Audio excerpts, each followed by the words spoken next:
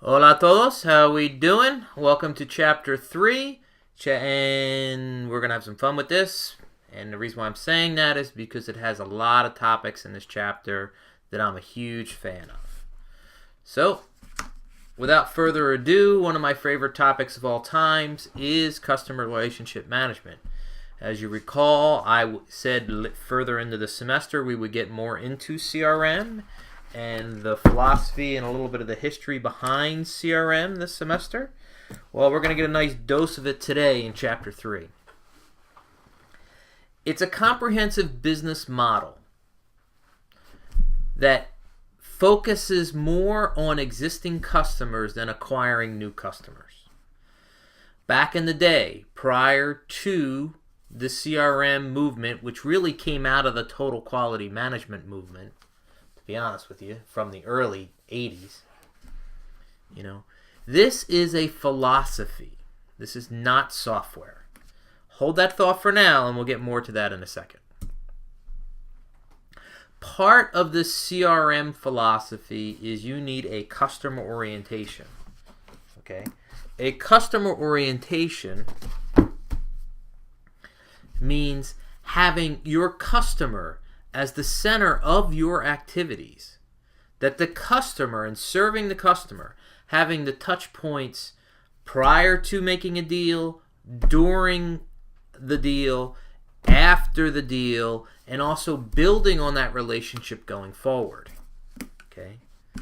Your existing customers deserve more time, attention, and energy than any new customers or past customers. So firms that have this customer-centric culture,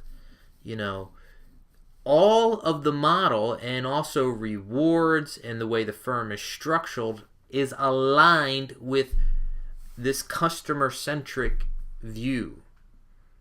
All the processes are along those lines, and there's always a continual improvement on things related to customer satisfaction. And although it doesn't say it here, it's really about loyalty. Satisfaction is one thing, but it's really about loyalty. So this is a brief history of where it came from. This mass marketing time period, which this is the characteristics for the mass marketing, this is really post-World War II. This is the 40s and for almost all the 50s. Think of this as, I am a manufacturer, stack it high, and let it fly. Meaning, whatever, the economy was strong in the United States during this time period. There was a pent-up demand for consumer goods because of so much wartime manufacturing. Really, the manufacturers had all the power. The retailers just took inventory, stacked it high, and sold it all. And there wasn't that many competitors. There wasn't that many different types of products. Starting in the 60s, and into the 70s a little bit, we got more of this targeted marketing where we were going after a particular subsegment of the population. Within that, and I would say starting in the 80s, mid to late 80s, we got into this customer marketing, where we're looking at lifetime value of a customer. We're focusing on satisfaction. We're focusing more on individual customer populations as opposed to a target of an entire market, geographically or demographically speaking. Finally, I think this is where we're at today, is this one-to-one marketing. Finding subsets of one instead of groups of many, subsets of one. We now have the technology. Think about Amazon. Amazon has the technology to market a different set of books to you versus me. And they can do it with 35 million customers. It's very impressive. That's kind of where this is going. What's interesting is this idea of one-to-one marketing that we're now doing digitally. One-to-one marketing has always been the mantra for sales. It's been about face-to-face selling. We're going to get to that in a second. So the overall objectives of customer relationship management is to increase retention, which means holding on to our existing customers, right? Some of it is customer acquisition finding ways to gain new customers. But in the past, these goals were reversed. It was all acquisition, acquisition, acquisition. 80 to 90% of our resources were towards acquisition. We sold someone and then we moved on to the next sale. These days, I would say it's more 60 or 70, 75% retention efforts and 20, 25, 30% acquisition efforts. More than anything else, if we're focusing on retention, we're also focusing on profitability per customer. That's part of this equation. Now, if we spend more time on our existing customers, it therefore reduces overall advertising costs because we don't have to spend as much time advertising to acquire new customers all the time. Hold on one second. Sorry about that. We spend and focus more times on awareness of our existing customers so we can focus more. It's much easier to track the effectiveness of promotional campaigns because we tend to do all our marketing to existing customers. We know who they are. So it's easier to see how much they were purchasing before a campaign versus how much they're purchasing after a campaign. Competition for customers is based on service, not prices. See, this is the lowest common denominator. Cost, price. But what happens is, in a CRM world, you're basing more on the overall value delivery and service, not just price. So you could have a client that pays a little bit more, but they get a ton more service in return. Tech support, that kind of thing. Prevents overspending on low-value clients, underspending on high-value ones. Because we know how much a client is worth, profitability-wise, given what they purchase. We know how to expend our resources towards maintaining the relationship with those customers. Low-value clients, we're not going to overspend advertising-wise, service and support-wise, because we know there's only so much margin we can earn out of these particular clients. Same thing here. The same thing could be said here. It speeds time to develop and market a product because if we have an existing customer base, we know who to market a new product to first. And it overall improves the channel of communication and the use of a customer as a channel of sales and distribution. Okay? So this CRM process cycle, even though it's a circle, I like to start with knowledge discovery. Where I can keep it there? Yeah. Where we learn first. And based on what we know about the marketplace and behavior of our existing customer, either through transactional sales, through meetings that we had with them, depending on the context, we then... I didn't mean to do that. Didn't mean to do that. We then do market planning, where we say, okay, based on what we know about you, here's some things that we think are in the best interest of you. There's customer interaction, either in dialogue about products or services or actually purchasing. Based on this, there is a certain amount of learning and refinement and analysis that goes on based on increased interaction. From there, we just keep repeating this cycle. So there's a learning cycle, there's an action cycle. We learn, we refine, we learn, we refine, and it really doesn't stop. 10 critical questions in CRM. 3 broad buckets. Who are the customers? What is the nature of the relationship? And who's doing the decision making? So it doesn't have it in this chapter, but we spent a lot of time last semester talking about one of the first steps in any customer relationship management program is segmenting the market. Who are the potential range of customers and which ones that we would like to go after? the next part is, setting expectations, wants, and needs for this potential customer population. And finally, what kind of margin, how profitable could these customers be? When we're talking about the relationship, how much interaction do we want? What kind of relationship are we going to maintain or try to excel at? How do we foster this exchange? Is it face-to-face? Is it online? Is it through electronic means? And how do you work together to share control? Finally, we have to make some decisions who we are and what we want to accomplish, how well we organize or move value closer to our customers, meaning giving things that are something that's in it for them, how we measure and manage our performance. Is our performance solely based on sales, sales growth, potential margin, margin growth? What are the metrics that are important for us for performance? And how do we increase our capacity for change?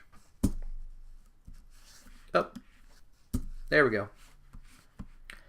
When CRM fails, 9.9 times out of 10, it's management's fault that it fails. A lot of times, CRM is a disruption within the normal routines, norms, and culture of a firm. Usually firms that CRM fails are firms that are not ready for CRM. Sometimes there are employees that think that CRM is too much of a micromanaging tool, and it can be too much of a micromanaging tool if it's not used properly. Sometimes there's way different expectations of expectations, with regards to what's going to be accomplished out of the relationship, or management's expectations of profitability and long-term relationship. This is a killer. Perceived lack of management support. But I think this is one of the main killers.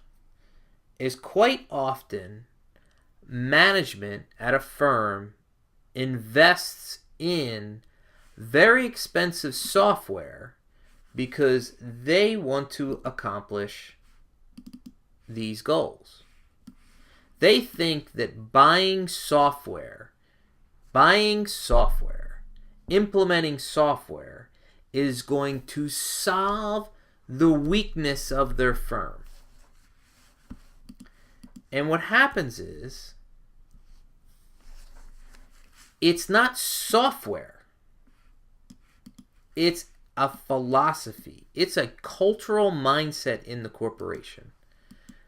If you do not have a mindset of retaining existing customers, if you do not have a mindset that you want to have fewer customers and longer relationships, then no software is going to solve your problem. If you have constant customer churn and you do not want to invest in the relationship back and forth and you think software is going to fix it, no. I use this analogy all the time and I like it, so please excuse the language. But do any of us use social networks? Do any of us use Facebook? Do any of us use Twitter? Does any of us use LinkedIn? Right. Perhaps you use one of these particular social networks. That said, do any of us have a friend who's a complete asshole, and this asshole is on one of these social networks with you? Facebook, Twitter, or LinkedIn? Does the social network make them any less than an asshole than they were before being on that social network? No. Facebook cannot fix your friend. Twitter cannot fix your friend. And customer relationship software cannot fix bad culture at a firm. Can't do it.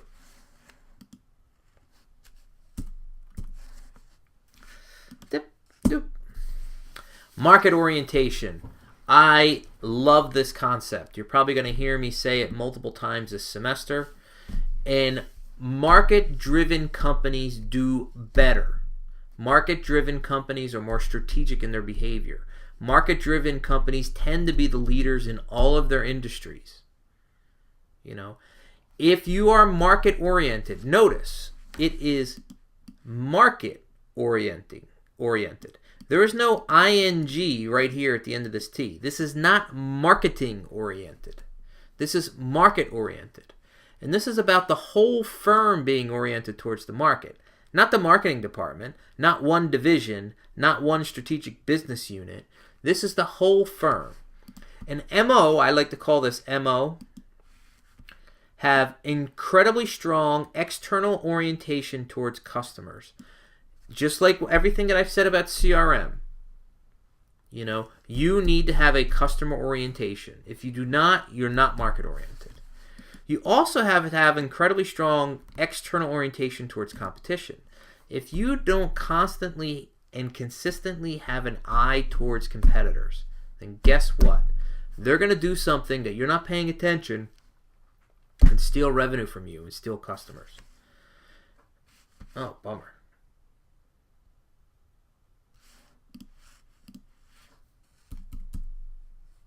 Finally, we have interfirm communication. This is really hard. Many firms have functional silos, meaning they have divisions that don't talk to each other. A market-oriented company has very strong communication across divisions. So if the marketing department hears something, they then talk to manufacturing or operations to be able to work on new products or problems with the existing product to make it stronger. If operations doesn't talk to marketing and marketing doesn't talk to management, and there's all this internal conflict and fiefdoms and turf wars, you're not going to be market oriented. This is a very great slide. George Day is at the Wharton School. And most firms have this down pretty well. This internal emphasis, this inside-out processes. This is the easy part.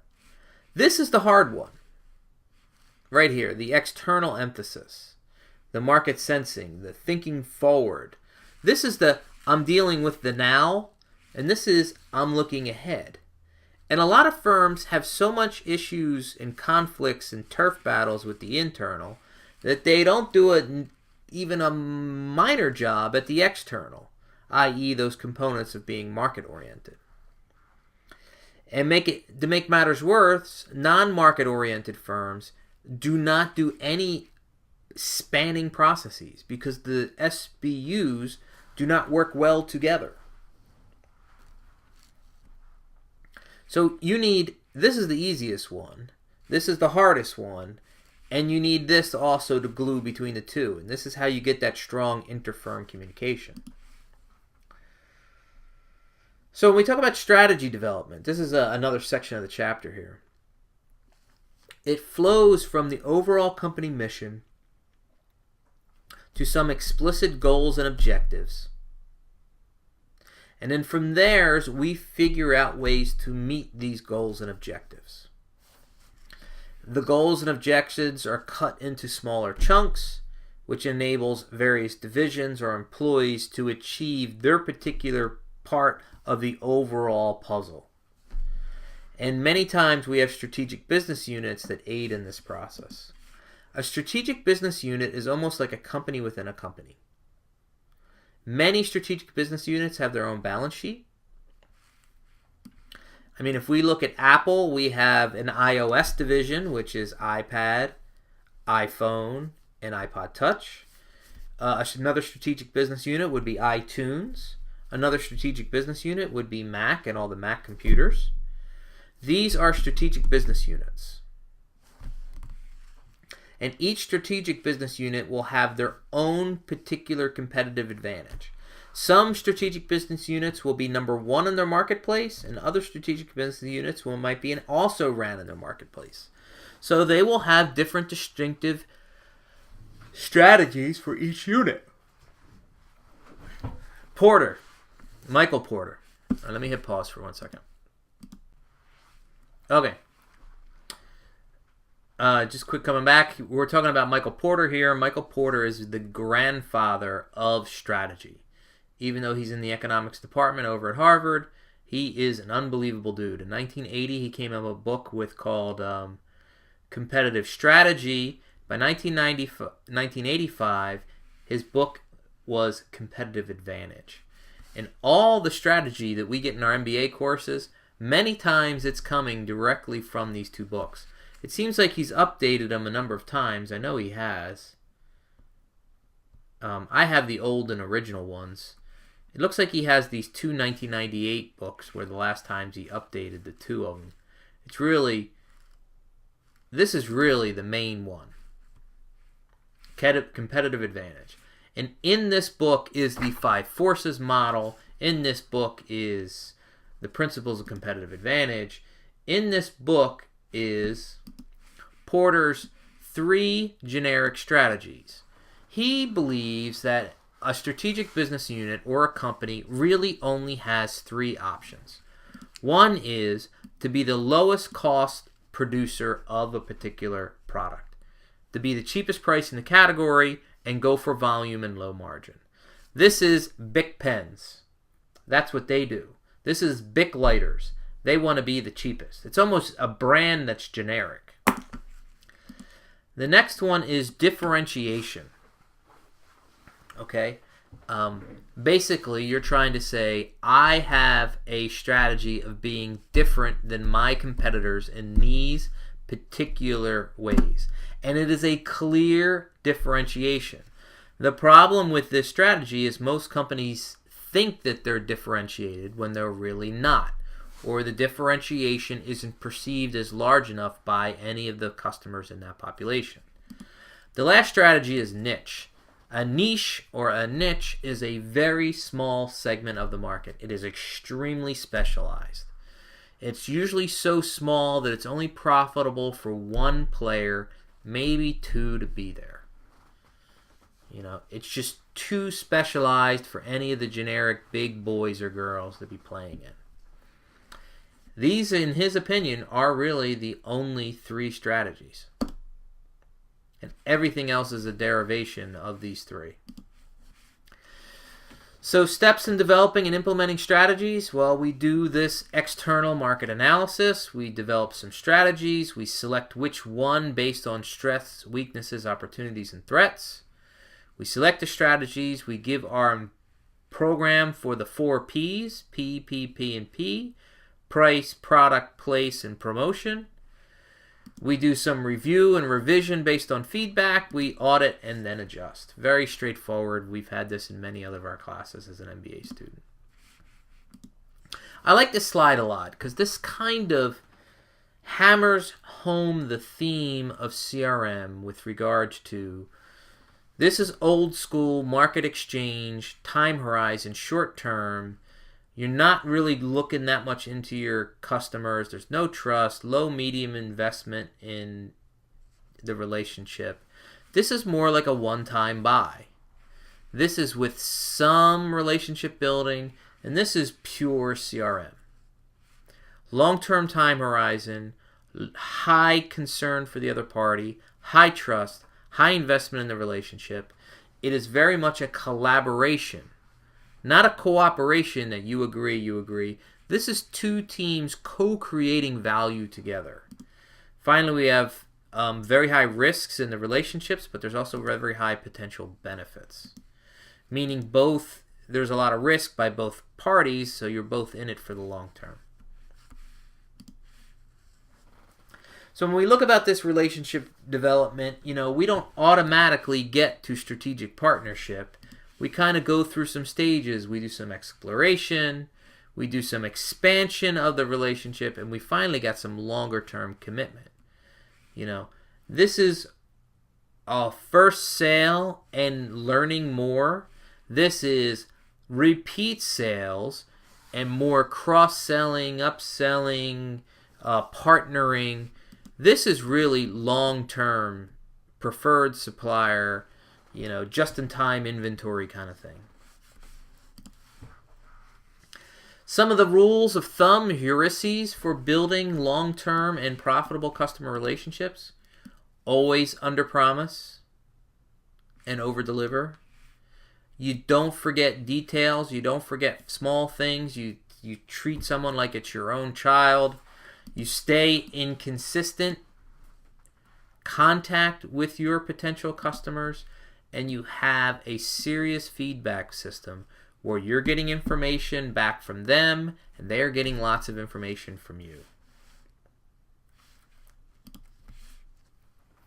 Now, the very back end of the chapter, we talk a little bit about marketing within the Promo P and pretty much how the sales functions fits within an overall integrated marketing communications promotion efforts. Now, there is no question that personal selling is part of any IMC campaign. Even if we're talking about a company like Pepsi, I have former Dr. Dano students, this is Pepsi, right? So Pepsi has a very strong personal selling sales force, and because Super Bowl Boulevard, it's been announced for months where Super Bowl Boulevard's going to be, they've had extra salespeople up and down Broadway between 34th and Times Square working on the businesses in that area saying, look, we're going to help with you promotional posters, we're going to help, you're going to have tons of customers in here, get on board with us, we'll help supply you with awesome product, you're going to have a very profitable time during the Super Bowl with all this. The advantages of selling with an IMC, face-to-face contact is high involvement, tends to be more persuasive, tends to have a lot more how-to and demonstrative in nature. There's lots of customization opportunities in face-to-face selling. The disadvantages of face-to-face selling is it's very costly. It's hard to duplicate because each individual tends to do their own thing. You know, they might say things slightly different. You have behavioral differences from salesperson to salesperson. It's more costly not only in money, but it's also more costly in time. A face-to-face meeting takes longer to set up, longer to travel to. You know, it's tough. Now, if we think about IMC, okay, and we think about, well, when do we use the expensive, both time and money, face-to-face, versus when do we use more advertising and traditional marketing promotion, coupons, billboards, displays in store? If there's a small number of customers, use face-to-face. Is there a very large geographically dispersed customer base? You tend to do more advertising. I love these things because it's a continuum. You kind of slide back and forth. Buyer's information needs. If there's very little information needed, it's a low involvement, low complicated product, then you might go more towards advertising and promo driven. If it's a complicated sale, if it's a complicated product, if there's a lot of information that's needed to be transmitted to the buyer, use face-to-face. Size and importance of the purchase. Low involvement, small purchases, soda, here we go. High involvement, aircraft engines, locomotives, personal selling. MRI machines, post-purchase contact required. If little post-purchase contact required, we're going more in this direction. If we have lots of product complexity, we want here. If we have lots of contact, we're more on this side of the continuum. If distribution is direct to the end user, personal selling face-to-face is better. If there's some kind of a marketing channel, a retailer, or a wholesaler, you tend to do more of this side of the continuum. And finally, pricing. If the pricing is fixed and doesn't change regardless of the order quantity, versus it's always negotiated because it depends about how much after-sales service or stuff like that. You know, you need personal selling. Finally, we have our customer service, customer feedback loop. In a CRM philosophy, we want long-term loyalty. Not just satisfaction, but loyalty. We can't count on satisfaction, but we can count on loyalty. Loyalty has been shown that loyal customers buy more. They buy more in quantity and they buy more frequently, and loyal customers do the pro-social behavior such as positive word of mouth. You know, so we are shooting for loyal customers. Satisfaction is fine. We look at various metrics along these lines. We look at annual retention rate. Hopefully it is high. We look at frequency of purchase, and we look at the percentage of someone's overall purchase catches by the firm. So if you're selling to one customer, say American Airlines, and American Airlines is only buying Boeing, that's great. But if American Airlines is only buying 20% of their planes being Boeing and 75% of their planes being Airbus, well, you have a very small percentage of overall market share from that particular customer. The idea would be to increase the amount of total purchases captured by your firm with each customer. I thank you for your time. I thank you for your energy. If you have any questions, shoot me an email, and I look forward to your outlines and questions for Chapter 3.